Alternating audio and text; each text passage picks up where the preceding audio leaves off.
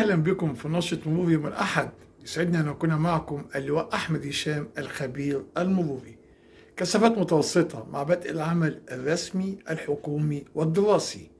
متابعة ميدانية لخطوط السير السريعة بمناسبة عودة السادة المواطنين من المحافظات الأخرى موطنهم الأصلي عقب انتهاء أجازة نهاية الأسبوع.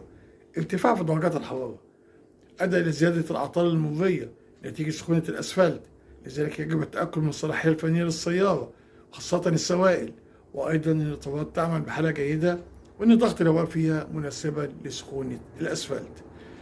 الطرق السريعة داخل القاهرة الكبرى شهدت كثافات عالية، أبرزها الطريق الدائري حول القاهرة الكبرى، وأيضا المسطحات الأرضية المتجهة إلى ميدان رمسيس محطة مصر، وأيضا ميدان الجيزة اتجاه محطة الجيزة. متابعة ميدانية للمناطق الدينية والتجارية ومناطق وسط المدينة وكورنيش النيل بهدف تسهيل الحركة المرورية ومنع أي مواقف عشوائية أو انتظار خاطئ.